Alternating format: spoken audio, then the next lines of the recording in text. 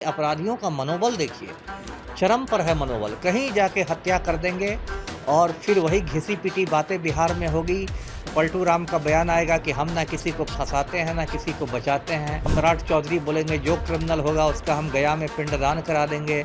विजय सिन्हा बोलेंगे इनकाउंटर होगा, बुलडोज़र चलेगा। यदि बिहार में अपराध बढ़े हैं तो पलटू राम की वजह से बढ़े हैं। जो प्रदेश का मुख्यमंत्री है वो अनंत सिंह के गिरोह में शामिल हो गए हैं। इतने आराम से टहलते हुए कहें लगता है कि पार्क में टहल रहा है ना।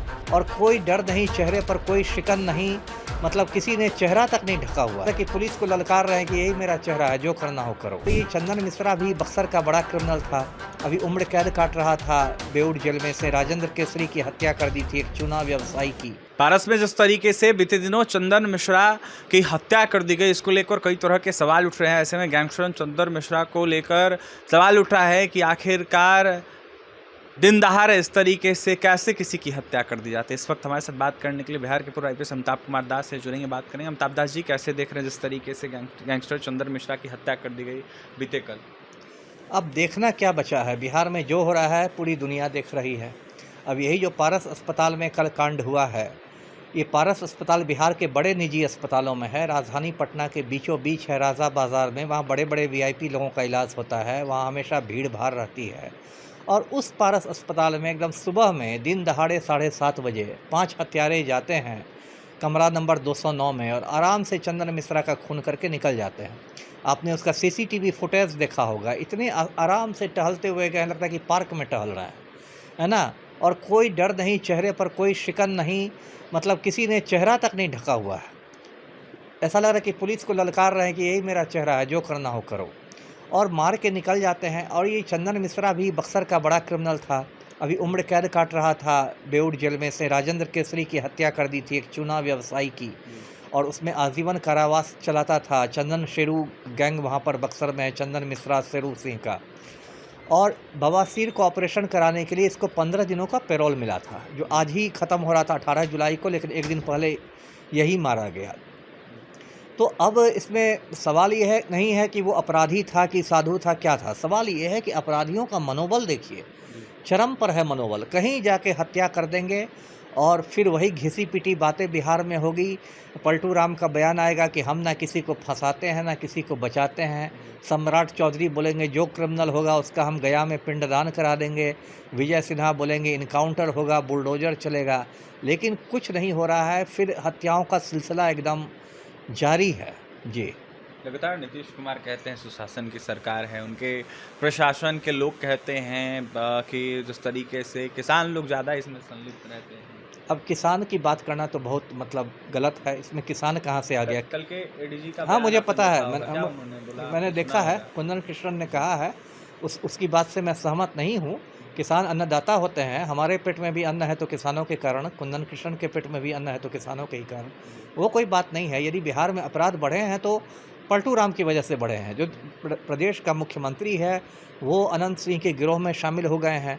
अनंत सिंह मूंछ पर ताव देते हुए एक अणे मार्ग जाता है, बंद कमरे में गुफ्तगू होती है पलटू राम के साथ। तो इसमें आप किस कानून व्यवस्था की बात कीजिएगा? अपराधियों को खुलेआम सरकार का संरक्षण मिला हुआ है। लगाम कैसे लगेगा? लगाम लगने का तो यही तरीका है ना कि सरकार में इच्छा शक्ति हो। ये जो पलटू राम माफिया गिरोह में शामिल हो गए हैं, इनको बंद करना चाहिए, माफिया को संरक्षण देना। राजनीतिक दखलंदाजी बंद हो पुलिस विभाग में। सबसे बड़ी जो समस्या हो गई है, चाहे थाना से लेके पुलिस मुख्यालय तक, हर जगह राजनीतिक दखलंदाजी होती है। यदि मान लीजिए आज कोई थाना वाला किसी जदयू के कार्यकर्ताओं को पकड़ ले या भाजपा के गुंडे को पकड़ ले तो एक सब फ़ोन आ जाएगा थाना प्रभारी को।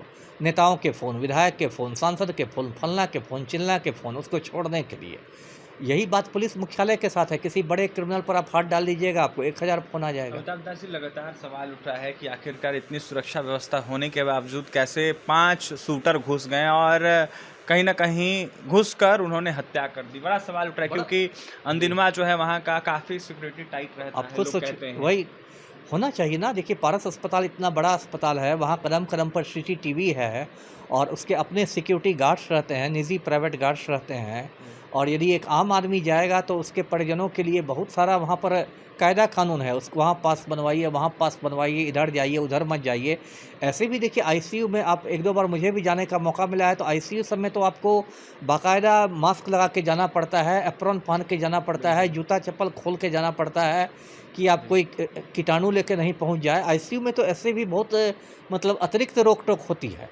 ये तो आराम से गया, मार के निकल गया और ऐसे लगा कि मतलब मजाक है इसमें। तो पारस अस्पताल के प्रशासन को भी मतलब सवालों का जवाब देना होगा। जी, अंदर के भी लोग मिले हो सकते हैं, कह सकते हैं। एकदम बहुत ज़्यादा इसकी तो प्रबल संभावना है कि अंदर के कुछ गार्ड या कुछ प्रशासन के लोग उसके मिले होंगे। जी, कुछ नाम सामने निकल के आए अमिताभ जी। फुलवारी का शख्स बताया जा रहा है, शेरू नाम कहा जा रहा है उसका। देखिए फुलवारी का शख्स है तौसीफ़ बादशाह नाम है, जी।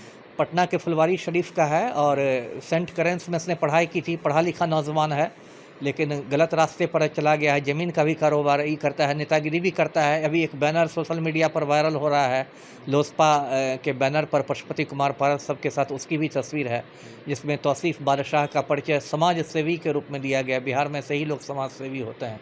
और 3-4 हत्यारों की पहचान हुई। एक मन्नू है, एक सूरज भान है, एक बलवंत सिंह उर्फ भिंडी है। तो देखिए धीरे धीरे गिरफ्तारी होगी। और अभी लेकिन कहा जा रहा है कि ये लोग सुपारी किलर्स हैं, इन्होंने पैसे लेकर हत्या की है। जो मास्टरमाइंड है, जो पूरा षड्यंत्र जिसने किया है, वो शेरू सिंह है, जो पहले चंदन मिश्रा का पार्टनर हुआ करता था, लेकिन बाद में किसी बात को लेके दोनों में दुश्मनी हो गई। भागलपुर जेल में दोनों में मारपीट भी हुई थी। तो अभी जो शक की सुई है वो चंदन मिश्रा हत्याकांड में शेरू सिंह पर जा रही है। जी, ये सुई जो है शेरू सिंह पर जा रही है। ऐसे में मास्टरमाइंड कोई और है, बादशाह का नाम सामने निकल के आ रहा है। क्या कुछ स्पष्ट होगा वो जांच के बाद पता चल पाएगा।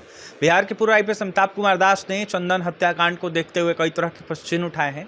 ऐसे में नीतीश कुमार को आनंद सिंह का आज्ञाकारी चपरासी तक बता दिया है। देखने वाली बात यह हो किस तरीके से अपराधियों पर लगाम बिहार पुलिस लगाती है और किस तरीके से अपराधियों को पकड़ती है। बिहार में लगातार सुशासन को लेकर सवाल उठ रहा है, तो वहीं लॉ एंड ऑर्डर पूरे तरीके से लचर हो गया है। पटना से सहयोगी विकास के साथ अभिषेक की रिपोर्ट।